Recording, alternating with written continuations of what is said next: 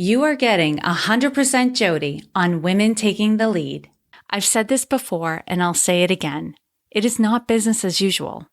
While you can't expect that you'll have the same performance that you had before this crisis, there are some gentle things you can do to increase your focus and productivity. Hello, my name is Jodi Flynn and welcome to Women Taking the Lead, where we are all about creating blasts of inspiration to help you overcome self-doubt so you can lead with confidence, integrity, and a sense of humor. Head over to womentakingthelead.com to join the community and get the resources to support you on your leadership journey. Now, your future awaits, so let's get started. Hello, everyone, and thank you for joining me. March started off a celebration of Women's History Month and ended with episodes on how to identify and support leaders who are struggling, especially now that we are in the midst of a pandemic. Ironically, the focus in March changed the week of the 5-year anniversary episode where I offered some perspectives that would help you to look at things differently so you could release some of the stress that you're likely experiencing. Changing your perspective, depending on the perspective you choose, can be like releasing a pressure valve.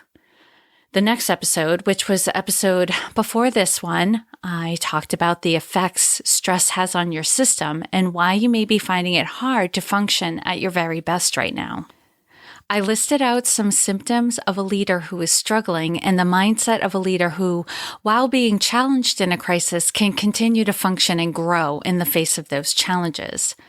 I know it has not been easy to talk about hard things. I even see it in myself when podcasts that I'm subscribed to, their episodes download. And if it's a heavy topic or, about training or anything like that, I'm avoiding them a little bit and I'm leaning more towards things that are light and fun.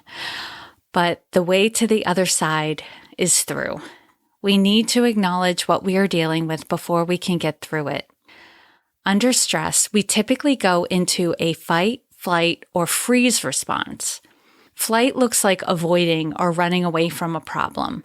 Fight looks like getting defensive or combative. Freeze looks like going still as you take in information and formulate your next move. Your next move being, are you going to fight or take flight? New research is also showing a female response to stress will also include tend and befriend. Some of us under stress will have increased nurturing behaviors and seek out social connections. How many of us in the current crisis have gone on a baking frenzy? My hand is way up in the air. And how many of us have increased the amount of reach outs to friends, family, and colleagues to reassure them in ourselves that they are thought of and the connection is still there? Again, my hand is way up in the air. I didn't need anyone to recommend to me to reach out to people to get through this crisis. I naturally started doing that. And I'm sure you have too. I've said this before and I'll say it again. It is not business as usual. While you can't expect that you'll have the same performance that you had before this crisis, there are some gentle things you can do to increase your focus and productivity. First, you must find calm. Perhaps not feeling calm all day, every day, but injecting calm throughout the day. When we are stressed, we tend to be very active, but not always productive. When we feel stressed, we often also feel time pressured. We start moving so fast we can get stuck in the weeds, losing sight of the big picture and important details. We start giving unimportant details too much time and attention, which results in lots and lots of wasted time. We are also more likely to make mistakes when we are moving too fast and under too much pressure. The goal is to avoid, or if you are already there, to get out of this frenetic state so you are functioning optimally. Start with a practice in the morning that helps you calm your racing mind and get clear on what the priority of the day is. Set timers or put on your daily calendar time blocks to unplug and engage in activities such as meditation, prayer, reading, walking, stretching, yoga, breathing exercises, and fun and play. You choose what works best for you. Those activities will help to take you from feeling energetically stretched and scattered to bringing that energy back in your body and feeling centered.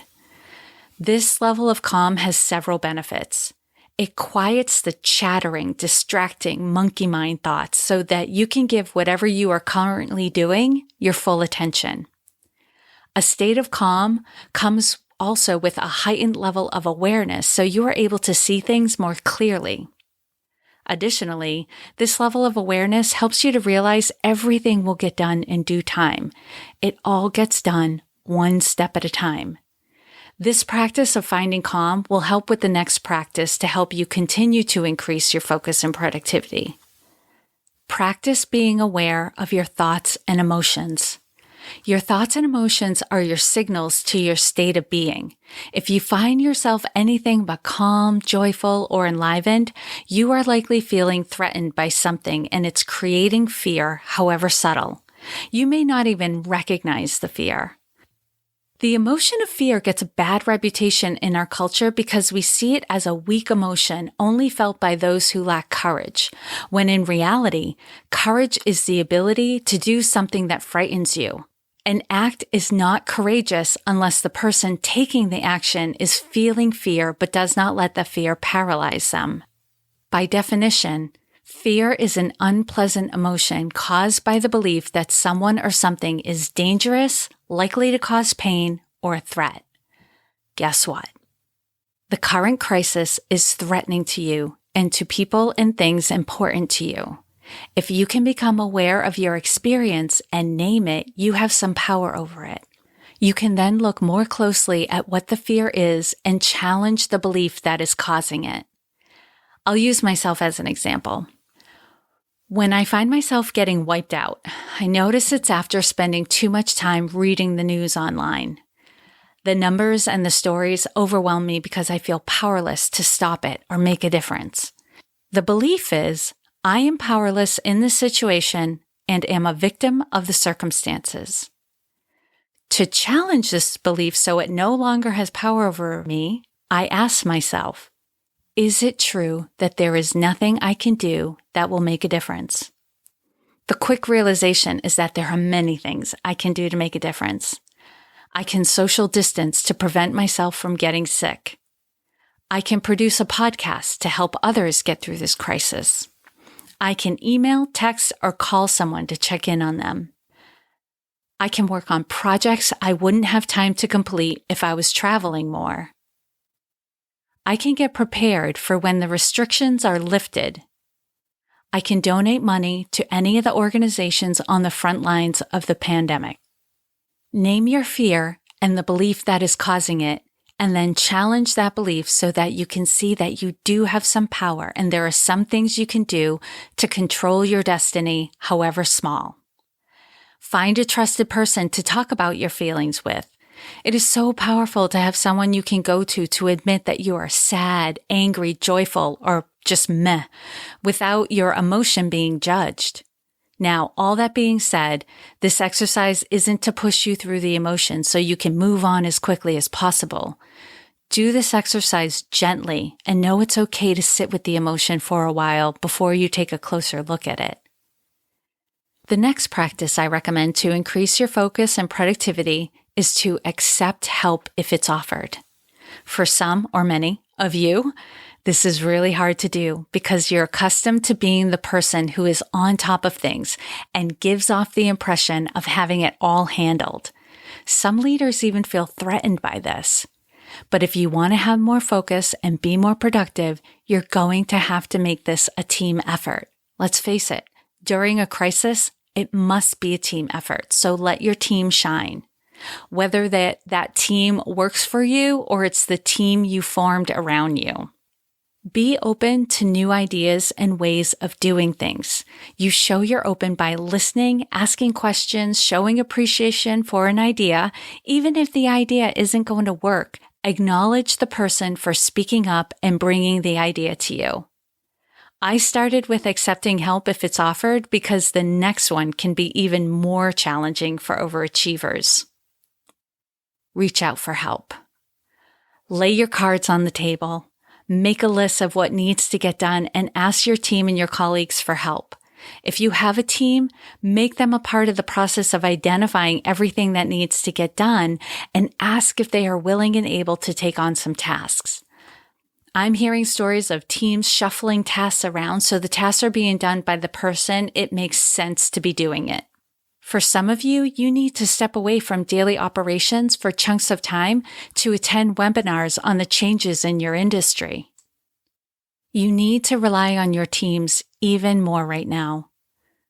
You may be quarantined or sick.